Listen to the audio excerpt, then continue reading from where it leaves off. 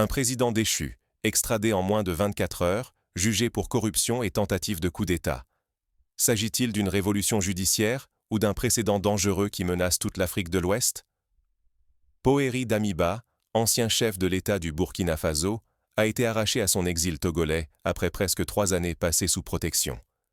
Il bénéficiait jusque-là de l'une des dernières traditions régionales, l'asile politique offert aux dirigeants renversés. Aujourd'hui, il se retrouve détenu à Ouagadougou, confronté à des accusations d'une gravité inédite. Le dossier est explosif: blanchiment d'argent, corruption à grande échelle, détournement de fonds publics, mais aussi complot d'assassinat contre le président en place, Ibrahim Traoré. Pour la première fois, un ancien dirigeant est poursuivi pour avoir tenté, depuis l'exil, de fomenter un coup d'État armé. L'extradition de Damiba n'a pas été décidée à la légère. Le Togo, qui l'hébergeait depuis la chute de son régime, a exigé des garanties: aucune peine de mort, un procès équitable et une sécurité absolue pour l'accusé. Ces conditions visaient à éviter toute vengeance politique immédiate. Mais ce geste brise une règle tacite qui assurait jusqu'ici la stabilité régionale: l'asile quasi automatique pour les anciens chefs d'État. Désormais, plus aucun dirigeant déchu ne peut se sentir à l'abri. Cette brèche ouvre la voie à une nouvelle ère où la justice traverse les frontières, mais où la peur du châtiment pourrait radicaliser certains leaders et nourrir de nouvelles violences politiques. La disparition progressive de l'asile politique expose chaque président à un risque personnel immense. Elle fait aussi peser une menace d'instabilité sur l'ensemble de la région. Ce choix inédit du Togo et du Burkina Faso est-il un signe de maturité institutionnelle ou le début d'un jeu dangereux où plus personne n'est intouchable? Comment en est-on arrivé là, et pourquoi ce procès fait-il vaciller tout l'équilibre ouest-africain? Pour comprendre ce séisme politique, il faut revenir sur la chute de Damiba et les raisons profondes de son exil. Les dessous de cette affaire révèlent un jeu de pouvoir bien plus complexe qu'il n'y paraît. L'asile politique en Afrique de l'Ouest, une promesse ancestrale ou une illusion en voie de disparition? Retour sur une règle non écrite, aujourd'hui menacée. Dans cette partie du continent, une tradition séculaire voulait que tout chef d'État déchu bénéficie d'une protection quasi sacrée. Même sans traité, ce pacte moral visait à préserver la stabilité, empêcher les représailles et briser le cycle de la vengeance. L'exil politique était alors refuge, mais aussi promesse, celle d'une sécurité implicite, offerte par la solidarité régionale. Les exemples sont nombreux. Yahya Jammeh, ancien dirigeant de la Gambie, vit sous protection en Guinée équatoriale. Mahamadou Issoufou, ex-président du Niger, n'a jamais été inquiété après son départ. Laurent Gbagbo, chassé de la Côte d'Ivoire, a trouvé asile en Belgique avant son retour. À chaque fois, ces hommes ont échappé à l'extradition, protégés par une fraternité tacite entre États. Mais le Burkina Faso, lui, est entré dans une ère d'instabilité inédite.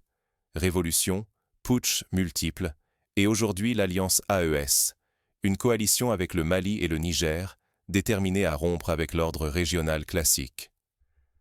Dans cette atmosphère explosive, Pohéry Damiba, renversé, a cherché refuge au Togo.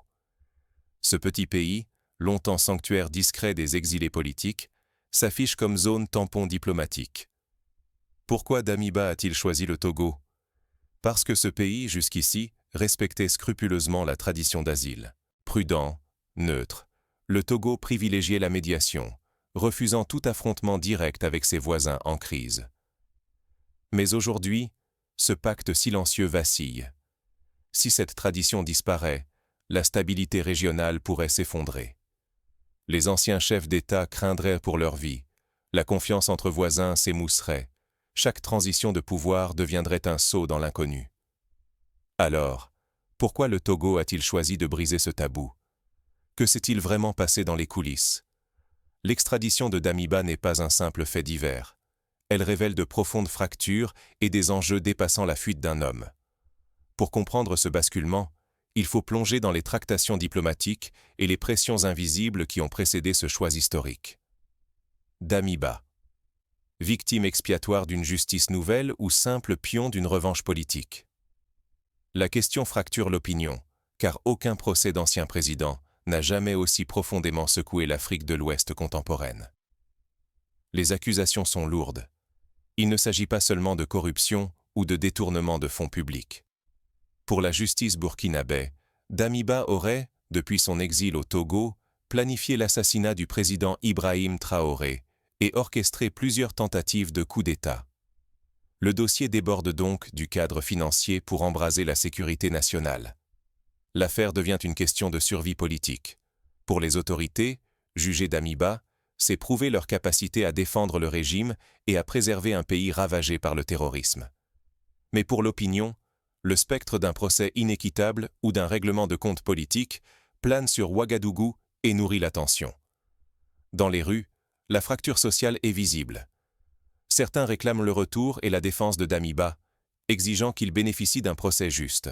Beaucoup de jeunes, au contraire, s'alignent derrière Traoré, devenu symbole d'une résistance anti-putsch, et n'entendent céder ni à la nostalgie ni à la peur. Le rôle du Togo fut décisif et complexe. Lomé, après avoir protégé Damiba durant près de 3 longues années, n'a accepté son extradition qu'après avoir obtenu plusieurs garanties fermes.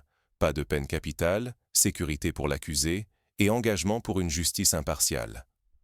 Pourtant, ces promesses semblent fragiles, tant le contexte local est explosif. Cette extradition dépasse le cadre bilatéral. Elle traduit un basculement des alliances régionales. Sous la pression de l'Alliance des États du Sahel, Burkina Faso, Mali, Niger, Togo a dû choisir entre la solidarité traditionnelle des chefs d'État, incarnée par la CEDEAO, et le risque de s'isoler face à 3 voisins désormais soudés par la défiance. Pour Damiba, ce procès est un piège à multiples lames. Il concentre toutes les contradictions, désir de justice, vengeance politique et urgence sécuritaire. Si le tribunal verse dans l'arbitraire, le pays pourrait s'embraser, les partisans de Damiba se radicaliser et une onde de choc gagner d'autres États instables de la région. Jamais l'issue d'un tel procès n'aura pesé si lourd. L'Afrique de l'Ouest retient son souffle. À Ouagadougou, c'est désormais un combat entre justice, pouvoir et équilibres régionaux qui se joue, sous le regard inquiet d'un continent entier. Mais les tensions autour du procès ne se limitent pas à la salle d'audience. Dans l'ombre, de nombreux acteurs cherchent à influencer le verdict et à tirer profit du chaos. Le précédent Damiba, séisme pour les leaders en exil. Depuis l'extradition éclair de l'ancien président du Burkina Faso, chaque exilé politique africain vit désormais sous la menace. La manière dont le Togo a plié face aux pressions régionales bouleverse un équilibre vieux de plusieurs décennies. Aujourd'hui, plus aucun chef d'État déchu ne peut espérer qu'un asile lui garantisse sécurité et répit. Un tabou tombe. L'impunité, autrefois presque acquise pour les anciens dirigeants, vole en éclats. L'affaire Damiba fait vaciller des figures telles que Yahya Jammeh en Gambie, Alpha Condé en Guinée, Laurent Gbagbo en Côte d'Ivoire. Tous se demandent, livrera-t-on dorénavant tout exilé dès qu'un gouvernement insistera? Un nouvel outil s'impose, l'extradition. Jadis réservée aux criminels de droit commun, elle devient une arme politique et judiciaire. Les pouvoirs en place pourraient s'en servir pour neutraliser des rivaux sous prétexte de justice nationale, mais souvent guidés par le désir de vengeance ou d'élimination politique. L'affaire Damiba n'est pas un simple avertissement aux putschistes.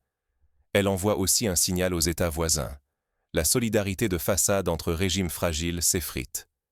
Accueillir un exilé, désormais, c'est risquer l'isolement diplomatique ou des sanctions économiques imposées par une coalition régionale déterminée. Mais le danger guette. Si l'extradition devient routine, le droit d'asile international vacille. On ouvre alors la porte à des dérives autoritaires, à des procès bâclés, où la justice devient un instrument de règlement de comptes plutôt qu'une quête de vérité. L'Afrique de l'Ouest pourrait perdre ainsi l'une de ses dernières soupapes de sécurité politique, risquant l'instabilité et la défiance durable entre nations. Prenons un exemple historique frappant. L'exil de Jean Bédel Bokassa, l'ex-empereur centrafricain. Après avoir été renversé, il avait trouvé refuge en Côte d'Ivoire puis en France. Jamais il n'a été extradé, malgré les crimes graves qui lui étaient reprochés, car l'asile constituait alors une garantie contre la vengeance politique. Mais aujourd'hui, l'affaire Damiba montre que même cette protection n'est plus assurée. Ce précédent redistribue les cartes. Désormais, la fuite n'est plus un gage de survie. Les choix faits aujourd'hui façonneront la justice, la démocratie et la protection des droits fondamentaux pour toute une génération. On peut imaginer des scénarios inquiétants. Demain, un dirigeant ouest-africain déchu, se sentant traqué, pourrait être tenté de résister jusqu'au bout, refusant tout compromis et poussant son pays vers la guerre civile, plutôt que d'accepter l'exil et la perspective d'un procès inévitable.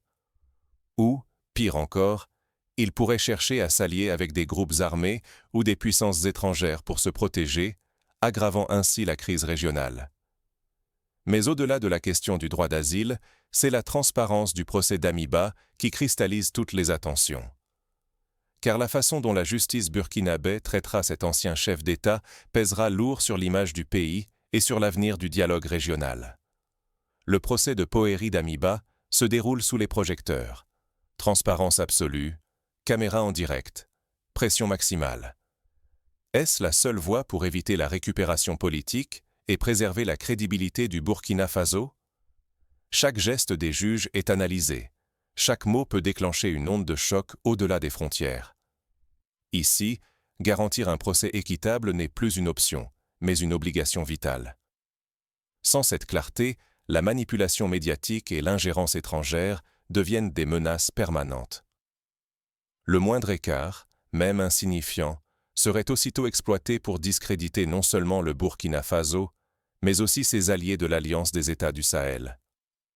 La pression ne vient pas que de l'extérieur. L'opinion ouest-africaine s'éveille. Dans la rue, sur les réseaux sociaux, la société civile exige la vérité et scrute chaque étape. La justice ne se rend plus derrière des portes closes. Elle se construit sous le regard vigilant de millions de citoyens connectés, prêts à réagir au moindre faux pas. Les gouvernements n'ont plus le monopole du récit. Désormais, toute perception d'injustice alimente la défiance, fragilise les institutions et ouvre la voie à de nouvelles crises. La réputation du Burkina Faso, et par ricochet celle de toute la région, dépendra de la capacité à prouver que l'état de droit l'emporte sur la vengeance politique. Pour illustrer la nécessité de justice impartiale, rappelons le procès de Hissène Habré, l'ancien président du Tchad, jugé à Dakar en 2016. Malgré la complexité et la pression internationale, la procédure a été saluée pour sa transparence et son respect des droits de la défense. Ce précédent positif montre qu'il est possible de juger un ancien chef d'État sans sombrer dans l'arbitraire, mais aussi à quel point chaque détail du procès compte pour l'image d'un pays. L'enjeu dépasse la simple procédure. Il faut aussi repenser le droit d'asile africain. Tant que l'asile pourra servir de refuge aux dirigeants déchus, la frontière entre justice et revanche restera trouble. Une réforme forte est indispensable pour distinguer protection légitime et impunité, restaurer la confiance et apaiser les tensions régionales.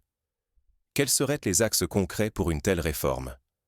D'abord, harmoniser les critères d'octroi de l'asile à l'échelle de la CEDEAO, afin d'éviter les décisions arbitraires dictées par les pressions politiques. Ensuite, instaurer un mécanisme d'examen indépendant, composé de juristes et de représentants de la société civile, chargés de trancher les demandes d'extradition ou de protection. Enfin, renforcer la coopération judiciaire régionale pour garantir que chaque procès se déroule dans le respect des droits fondamentaux. Le défi est immense. Sans transparence ni respect des droits fondamentaux, la stabilité déjà fragile de la région pourrait s'effondrer et la confiance populaire serait irrémédiablement perdue. Pourtant, chaque crise recèle aussi la chance de bâtir des règles plus justes et de rebattre durablement les cartes du pouvoir. Le sort de Pohéry Damiba ne concerne plus seulement un homme, mais toute une génération de dirigeants et de citoyens. Ce procès pourrait ouvrir une nouvelle ère pour la justice en Afrique de l'Ouest. Imaginons un futur proche. Si la justice burkinabé parvient à organiser un procès transparent, respectueux des droits de la défense et suivi par des observateurs internationaux, elle pourrait devenir un modèle pour la région. Les citoyens retrouveraient confiance dans les institutions et les dirigeants actuels sauraient que toute dérive serait sanctionnée, même après la perte du pouvoir. Mais à l'inverse, un procès bâclé, entaché d'irrégularités ou perçu comme une vengeance, risquerait de provoquer une spirale de méfiance. Les opposants politiques craindraient de subir le même sort, ce qui pourrait les pousser à refuser toute alternance pacifique et à recourir à la violence. Il suffit de se rappeler la crise ivoirienne de 2010, où le refus de reconnaître les résultats électoraux a plongé le pays dans le chaos pour mesurer le prix d'une justice partielle. Et vous, où vous situez-vous face à ce procès hors du commun? Est-il, selon vous, une étape vers une justice plus forte, ou bien un saut périlleux vers l'incertitude pour toute la région? Ce qui se joue aujourd'hui dépasse de très loin le destin d'un seul homme. L'extradition et le jugement de Pohéry Damiba ne concernent pas seulement le Burkina Faso. C'est tout l'équilibre politique de l'Afrique de l'Ouest qui vacille. Autrefois, les présidents déchus trouvaient asile chez leurs voisins. Ce temps-là paraît révolu. À présent, aucun chef d'État n'est certain d'échapper à la justice de son pays. Pour certains, ce procès est une victoire contre l'impunité, un signal que nul n'est au-dessus des lois. Pour d'autres, il ouvre une ère de soupçon. L'asile politique pourrait devenir une arme, la justice, un instrument de vengeance ou de règlement de compte. Pour mieux cerner ce dilemme, prenons le cas du président Charles Taylor du Libéria, extradé puis jugé pour crimes de guerre. Son procès a été salué pour sa rigueur, mais aussi critiqué par ceux qui y voyaient une justice dictée par les vainqueurs. L'exemple Taylor montre que la façon dont un exilé est traité peut affaiblir ou renforcer la légitimité d'une justice nationale. Si ce précédent se banalise, c'est toute la région qui pourrait s'embraser. L'asile, autrefois symbole de stabilité, risquerait de se transformer en source de crise, attisant la défiance entre États et minant la paix fragile. Ignorer la portée de ce procès, c'est accepter que la justice serve bientôt d'autres intérêts que ceux du peuple. Que faire alors pour éviter ce piège? Premièrement, renforcer l'indépendance de la justice dans chaque État de la région, via la formation des magistrats et la protection contre les pressions politiques. Deuxièmement, encourager la présence d'observateurs internationaux et de représentants de la société civile à chaque étape des procès sensibles. Troisièmement, promouvoir la médiation régionale en cas de crise pour éviter que la justice ne soit instrumentalisée à des fins de vengeance. Le procès sera-t-il vraiment équitable? Le Burkina Faso prouvera-t-il sa transparence? Ou bien ce jugement nourrira-t-il de nouvelles tensions régionales? À l'instant même, la réputation internationale du pays et la confiance de ses voisins sont en jeu. Est-ce l'aube d'une justice sans privilèges ou une dérive inquiétante vers des procès politiques? Votre voix compte. Ce dossier pourrait bien être le tournant décisif pour toute l'Afrique de l'Ouest. En conclusion, ce qui se joue dans le tribunal de Ouagadougou dépasse la personne même de Damiba. C'est l'avenir de la justice, de la stabilité et de la confiance entre nations qui est en jeu. Le débat n'est pas seulement juridique, il est historique, moral et politique. Il s'agit de savoir si l'Afrique de l'Ouest peut inventer un nouvel équilibre, où la justice protège à la fois l'État et les droits des individus sans sombrer dans la vengeance ou le chaos. Chacun d'entre nous, en tant que témoin de cette étape cruciale, a un rôle à jouer. Exiger la transparence, soutenir la réforme, refuser l'arbitraire. Car la manière dont nous sortirons de cette crise dessinera le visage de l'Afrique de l'Ouest pour les générations à venir. La question n'est plus seulement « Que va-t-il arriver à Damiba ?» C'est désormais